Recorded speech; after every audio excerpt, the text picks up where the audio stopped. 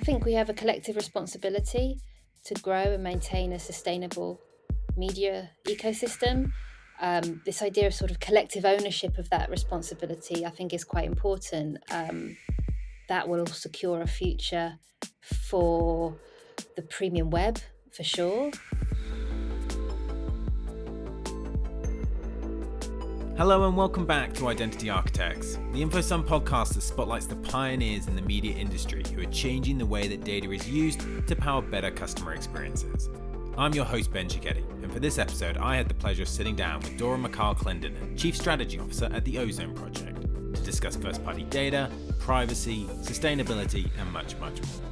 Before we jump into that conversation, just a reminder to hit that subscribe button so you know when the latest episodes of Identity Architects land. But without any further delay, here's my chat with Dora.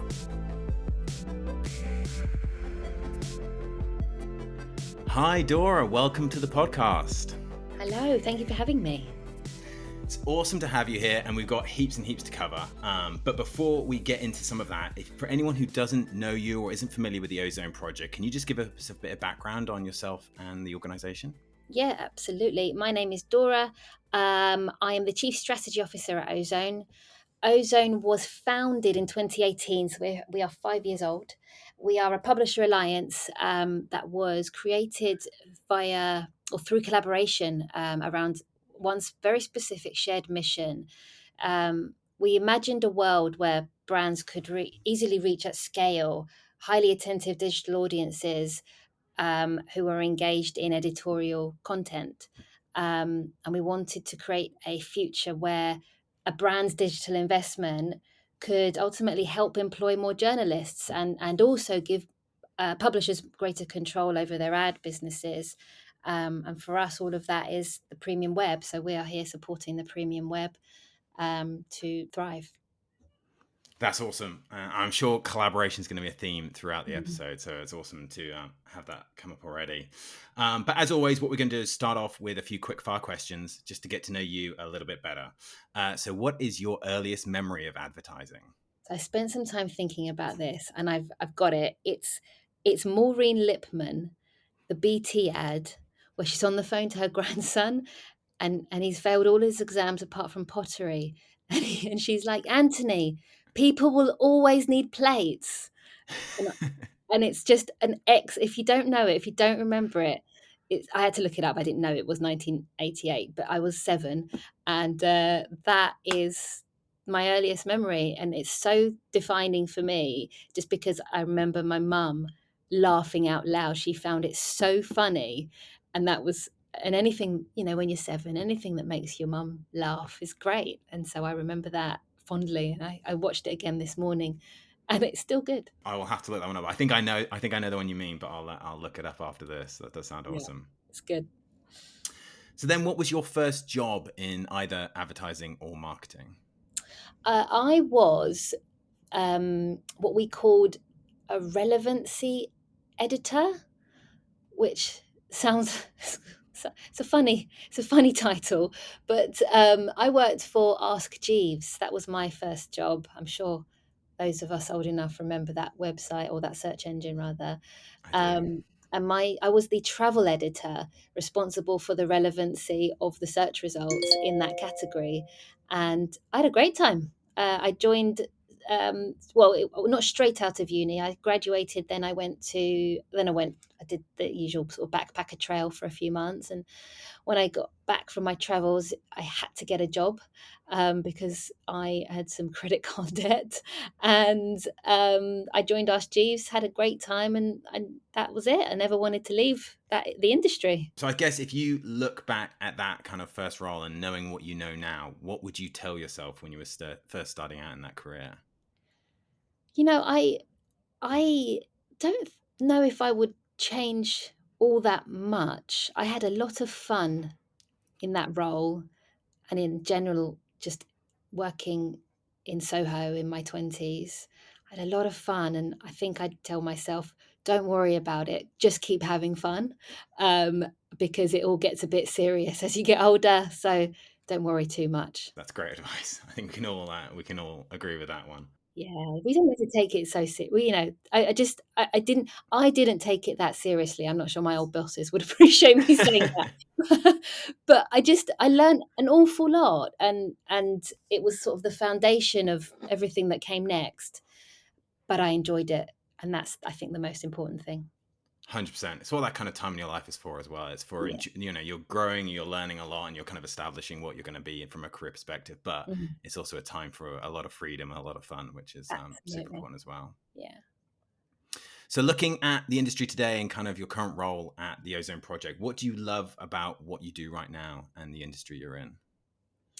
Um, I get to work on a day-to-day basis with just the best publishers, the biggest news brands in the country, in some cases in the world. And similarly, on the other side, I get to work with the biggest and best brands. And what's not to like about that? It's just the conversations that I have are super interesting, just from an intellectual sort of standpoint. I just love trying to help them solve problems. Um, and more broadly than that, or sort of taking a step back from that, the other way I'd answer the question is just, we work in such a great industry from a people perspective, and I think that's probably the best thing about the industry is the people, and the best thing about my job for me is very much who I get to work with and those big brands that I talked about. I love that. So, from an advertising perspective, we're a little bit obsessed with the concept of identity, meaning the ability to kind of identify individuals across devices, platforms, and so on and so forth. But how would you explain the term identity to a 10-year-old? This is a tricky one because you want things to be as basic as possible, but the more basic you try and get, the more it sounds really creepy. Like we want to be, you know, knowing exactly who people are on the internet, which I don't think is right or correct, and not really what we are trying to achieve.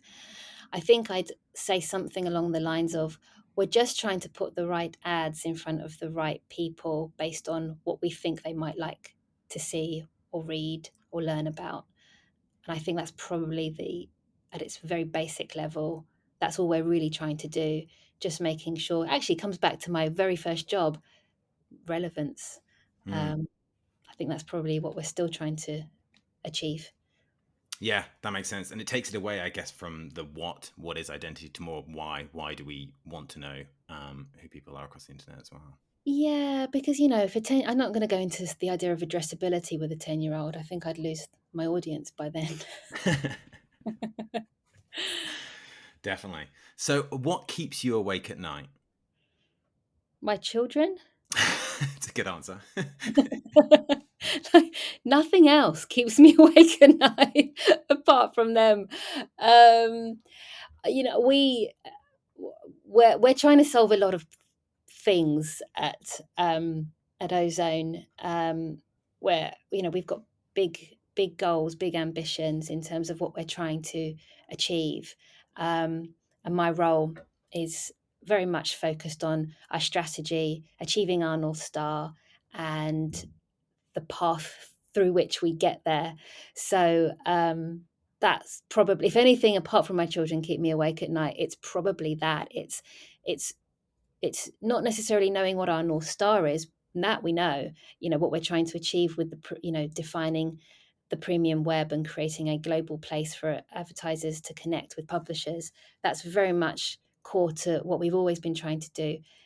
The bit that probably keeps me awake is how we get there. How do we Mm. execute on that? And what's the best next step? Um, uh, and how do we navigate the long term with the short term as well? Yeah, definitely. I guess to achieve that, you kind of have to remain kind of constantly inspired, which leads me to my next question: was what inspires you? The idea that things can be better than what we've been doing before, if you see what I mean. Mm. Just the and it applies. I think it applies to anything that we do in life, which is trying to do something better than yesterday, trying to be better than yesterday. And it's a simple idea, but I quite like it. In that we're just trying to improve things incrementally, inch by inch, towards a sort of a better future for digital advertising, and a better future for our publishers.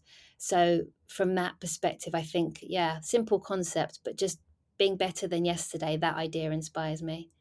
Yeah, that's amazing. So last of the quickfire questions, and probably my favorite of the quickfire questions. If there was a song that was a soundtrack to your life, what would it be? So I don't think I was born in the right era. I Okay. love like 70s type, or 70s, 60s and 70s type folk. And Mm, so Cat Stevens' Wild World is the soundtrack to my life, because it has, it's featured in all sorts of aspects, in my career, in my travels, in my school days, in my youth, when my dad used to play Cat Stevens endlessly. So yeah, Cat Stevens, Wild World. I've even got the lyric on a t-shirt, and it says, "Oh baby, it's a wild world."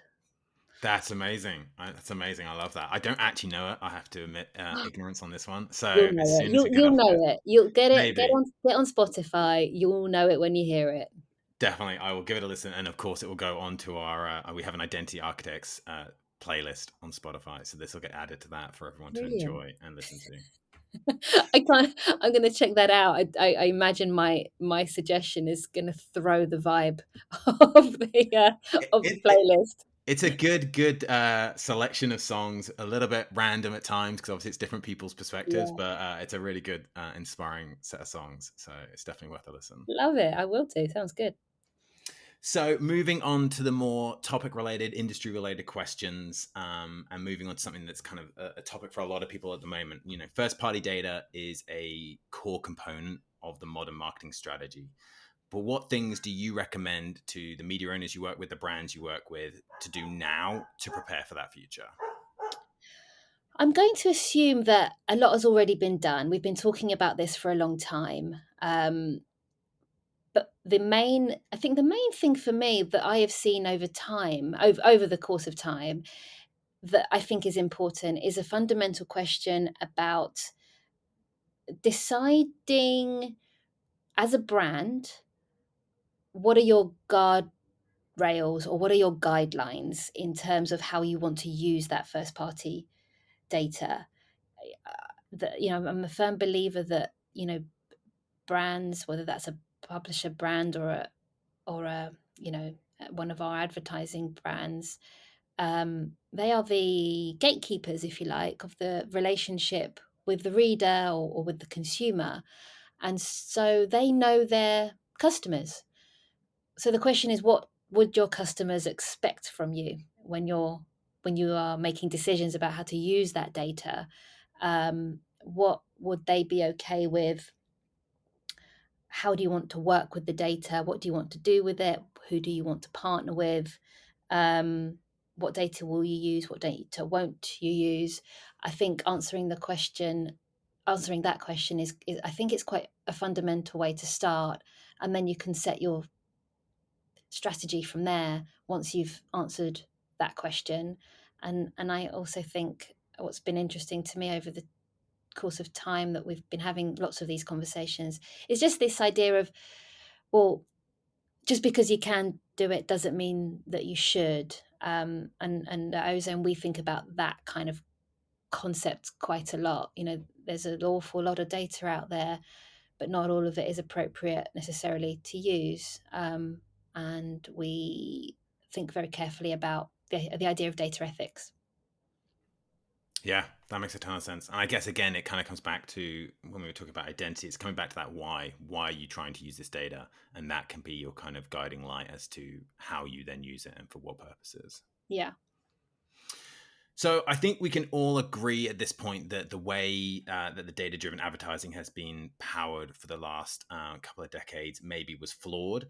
But in your opinion, who's responsible for rebuilding the foundation of digital advertising for a better future?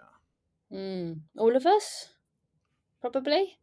I think we have a collective responsibility to grow and maintain a sustainable media ecosystem.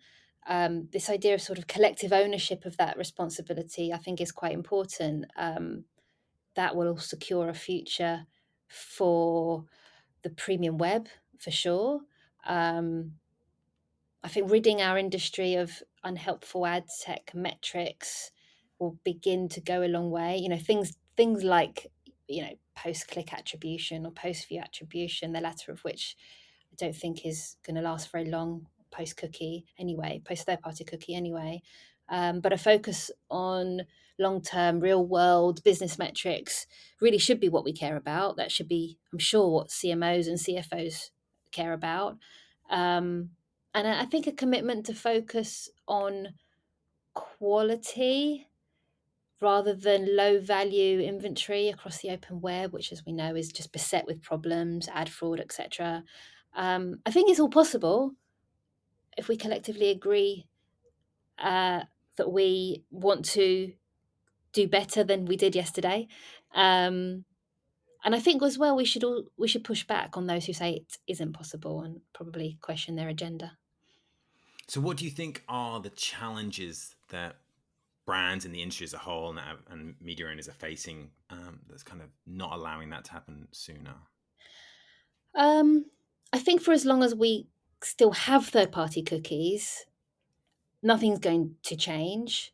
I think that's the first thing. We've been talking about this for a long time, and obviously the latest date from Google is I think sometime early next year.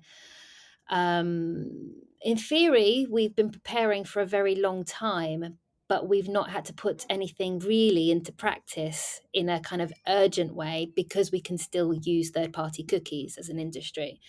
And so I think one of our problems is the lack of, I don't know, lack of urgency. It keeps getting kicked into the long grass, right?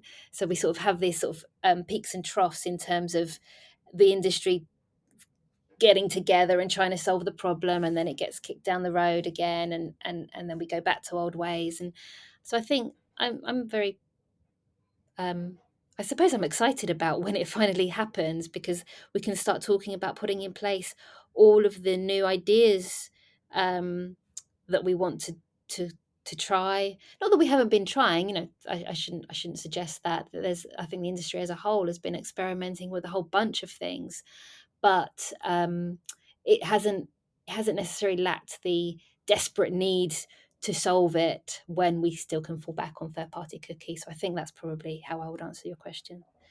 100%. Maybe it just needs that urgency, to kind of Yeah. drive things forward a little bit quicker. And I think as well, there's a bit of skepticism because Google have kicked it down the road so often. People are like a little bit sort of cynical about it. Mm. That, I think these days people are saying, "Yeah, but are they really gonna do it? Are they really?" We've heard this before. So it sort of just perpetuates the problem really because, we'll just continue as we are otherwise if we never believe it will change. Yeah, for sure. And I think you touched on measurement and attribution a little bit already, and it's Mm. clearly a much debated topic, for the industry right now. How do you see that changing specifically in a post cookie world? Yeah, well, post view attribution, which has done nothing to, create innovation in our industry, uh, will be very difficult to keep measuring in a post third party cookie world. I think that is a good thing. I think that's a very good thing because, as we all know, it's so easy these days to game that system. Um, I think that agencies will continue their focus on um, media mix modeling, which is a long-standing, tried and tested measurement methodology that for lots of reasons that we've just been talking about, all of those ad tech metrics existing, digital advertising has sort of fallen outside of that in some ways, and I think that there'll be or there has been, I know already there has been a lot more, there's been a lot of work trying to work out how that looks in the future to integrate digital advertising into that media mix modeling. And I think that's only a good thing. It will allow marketers to measure the impact of their marketing just across their entire media plan, and it will be just a better integration. Digital advertising will be better integrated into that without there being sort of muddying, without it being muddying the waters in terms of those ad tech metrics, and it will come back to more real world business metrics. I think that's a good thing. Yeah, that makes a ton of sense. And I mean, you touched on it right at the start, and I said it would come back as a theme, but obviously, data collaboration. Mm. How do you see data collaboration between media owners, data partners, brands, and others kind of enabling measurement in that post cookie world? And kind of what do you think needs to improve to make it its most effective? Yeah, well, testing is going to be so important. We mustn't forget that first party cookies will still exist, and brands and media owners collaborating there, and sharing data sets and working together to understand things like brand uplift, and using first party cookies to do that, I think can be really interesting. Um, I think that a lot more testing needs to be done to achieve greater understanding of what is possible. The There's a lot. I think there's just a lot more potential and a lot more opportunity than maybe we've explored, simply because we can still use the third party cookie today, um, and everybody's still trying to work out how we will use Google's privacy protected audiences in the future. So I think there's still a lot of unknowns, but I don't think we should be waiting for Google. I think just between brands and media owners, there should be a great deal more collaboration and conversation. But it comes back to what I was saying about balancing the short term with the long term. We've all got such pressing, week by week, month on month targets, and things that we need to achieve, and it can be very difficult sometimes to sort of take stock and look long term. But it's certainly going to be worth it in the long run. Yeah, definitely. And I think one of the things that's clear is, obviously technology is changing, and we're seeing that technology change with Google. We're seeing that technology change with Apple and other kind of technology providers. But obviously technology can also be a driver and an enabler of innovation. So what technologies are emerging in this space that kind of excite you? And is there anything you still think's missing from that kind of tech stack? Yeah, I feel like I've got through so far the first half of this podcast without mentioning artificial intelligence, but here we are. I tried not to, but I do think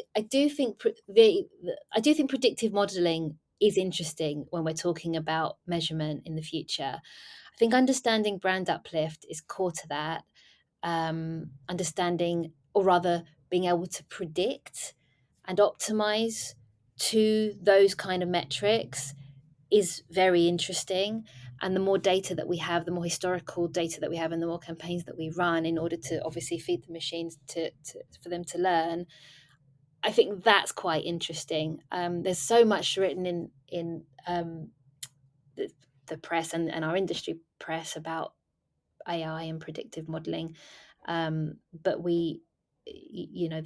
there's just a lot of ways it can be applied in terms of the context that we're talking about here.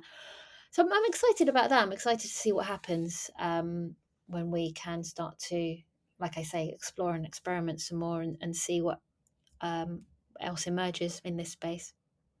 For sure. It feels like we're just scratching the surface of kind of what that will enable, and the kind of the innovation, the additional insight, the kind of great things that I think AI can Hmm. enable in the future. And we're just kind of scratching the surface. With any new technology, there's always that kind of initial excitement period, and then it's settling it in and seeing how it actually fits into your kind of day-to-day work and the mix of Hmm. everything that we do as an industry.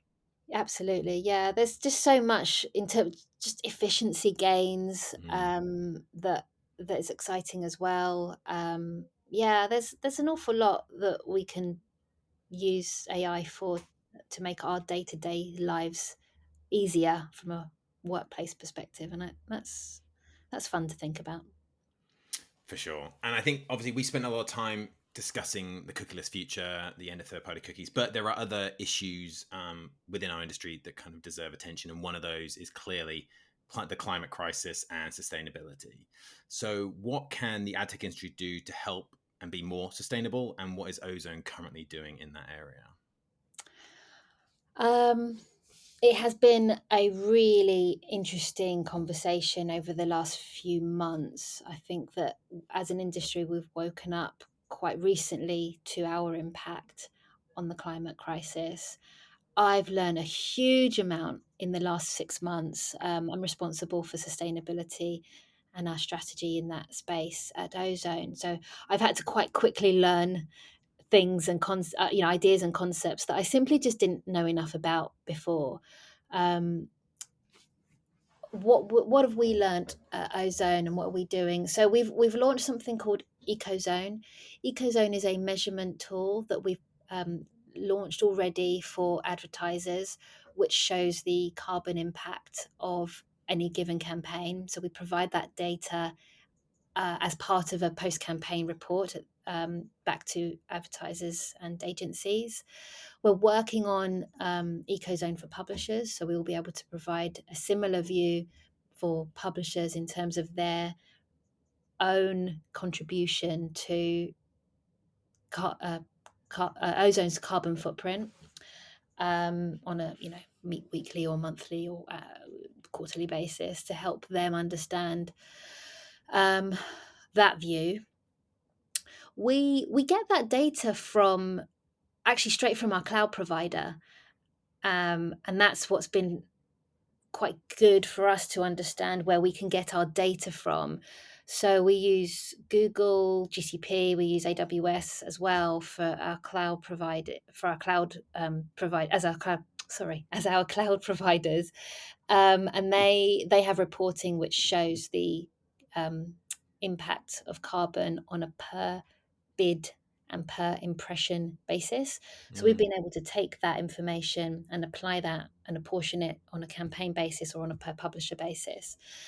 So we're doing our part, at least in terms of measurement. In terms of reduction, which we are fully focused on, we're doing a bunch of things. We work on the premise that more direct is best.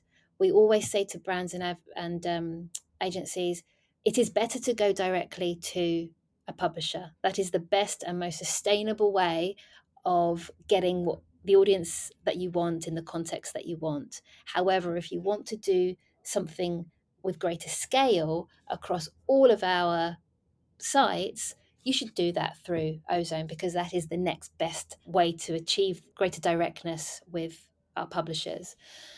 So we're working on, for example, our direct connection with the trade desk, which removes the need for all those extra hops across the ecosystem.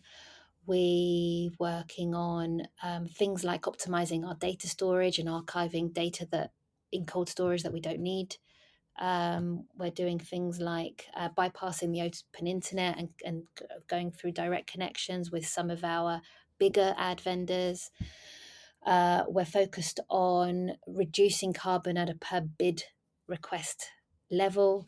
So we've seen a year-on-year decline in carbon of 68% from 2021 through to 2022, and we're focused on the same thing, on achieving even more gains if we can this year.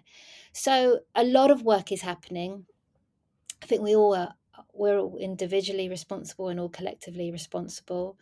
And we should do it transparently and collaboratively. That's my view. That's how we do it as an industry together. Yeah, I love that, and it's so important. It's such a it's inspiring to know it's coming up more and more in these conversations, and the more and more organizations are kind of highly focused on it.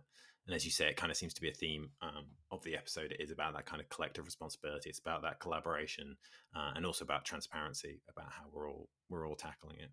Yeah. Before we kind of wrap things up with our final couple of questions, just a bit of a prediction looking forward at the industry. Where do you see the industry going? Where do you see data collaboration going? Where do you see privacy going over the next 5 to 10 years?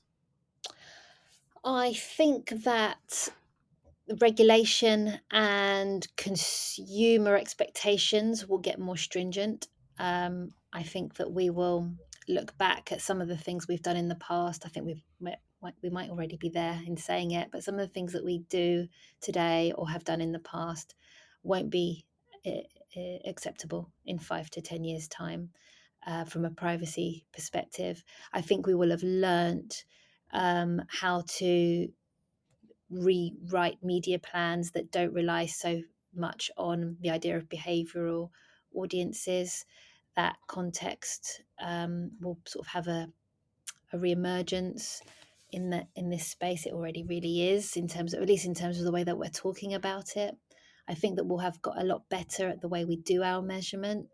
Would have absolutely got rid of some of those ad tech measurements that we've talked about, post click, post view, etc. There'll be a much more keen focus on real business outcomes. And I think that there'll be a way in which um, consumers have far greater control of their data and how their data is used. I think that technology will innovate and it will solve for some of those use cases, which will give consumers far greater control in how their data is used, what it's used for, um, and they'll begin to be quite discerning, I think, in terms of the brands that they want to work with on that kind of direct one-to-one basis. And I think that will be a really interesting space as it emerges. Yeah, for sure. I mean, it should definitely make for an interesting kind of 5 to 10 years as we move forward.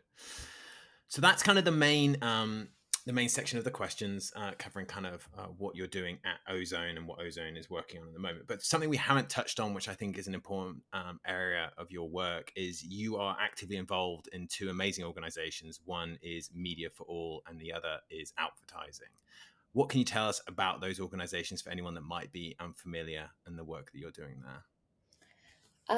So Media for All was founded by Naren Patel, and he was struck 5 or 6 years ago by the lack of ethnic diversity across our industry, and he wanted to do something about it. So he pulled a bunch of um, uh, leaders into a room and said, "What shall we do?"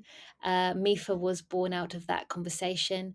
We are focused on mentoring primarily, so we invite mentees from any kind of background, whether they've been in the industry for 3 days or 3 months or 3 years or whatever. We invite them if they have come in, whether via a grad scheme or an internship or however it may be. We want to make people from ethnically diverse backgrounds welcome in this industry. We want to support them. We want to give them an opportunity to meet senior leaders who are who maybe look like them, who have had successful careers, who have navigated tricky parts of their careers, who are willing to share and help them learn and grow, because we want them to stick around. We want this to be a place that is welcoming to everybody.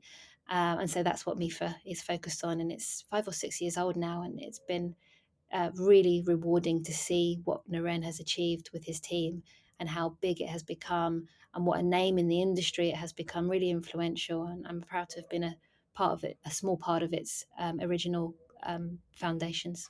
No, it sounds amazing. It's one of those. It's a phrase I use a lot internally at InfoSum. Is you can't be what you can't see, and Mm, sometimes you can feel like you can't achieve your goals if you can't see someone who's already achieved them. That, as you say, looks like you or acts like you. Obviously, the other organization that you're involved in, advertising, that's something mm. they're kind of hyper focused on. And I say that often is, coming up in my career, there wasn't a single gay leader that told me it was okay for me to be both openly gay and be successful in my career. So having those people that kind of can set that road and kind of be those role models is just so vitally important. Yeah, exactly that. I completely agree. And like you say, advertising does very similar, but for the LGBTQ plus community. And again, I'm very proud to be a mentor for them for exactly the same reasons that you're saying. It made a huge difference to me in my career when I met people who were like me, and I saw what they had achieved. I got the opportunity to ask them questions about how they did it. And I just feel a bit of a responsibility to be that person for others. And I think that's something I'll hopefully continue being able to do for both me and for advertising. That's awesome. I love that. Well, I feel like that's a really, really good place to finish. But before we wrap things up, as you know, this podcast is all about spotlighting those individuals who are pioneering better ways to use data, but generally to do better advertising within the media industry. So when you look at people that you admire within your industry or within the network, who would you nominate for us to interview in an upcoming episode? Oh, there's so many brilliant people. I want to spotlight a woman, and there's so many brilliant women to spotlight. Somebody like Katie Jones, she's a digital hero of mine. Um, uh, Hayley, who's just recently joined We Are Eight. Brilliant organisation doing such interesting things. Probably those two. They're the two that come off the top of my head because I forgot to prepare for that question. That's awesome. Well, hopefully they'll hear this episode and know that we're going to be reaching out shortly to set that up. That'd be awesome interviews for sure. Sounds good. Awesome. Well, thank you for joining us, Dora. This has been an amazing conversation. Always inspiring to hear kind of all the work that the Ozone Project is doing, but also generally around kind of the incredible work that you're doing across the industry. So thank you so much for joining us for the episode. Thank you so much for having me.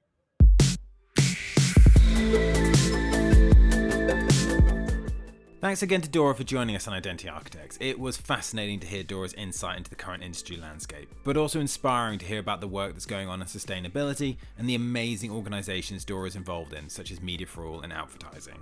All that leaves me to do is to remind you to hit that subscribe button so you know when the next episode of Identity Architects lands. But until then, thanks for listening.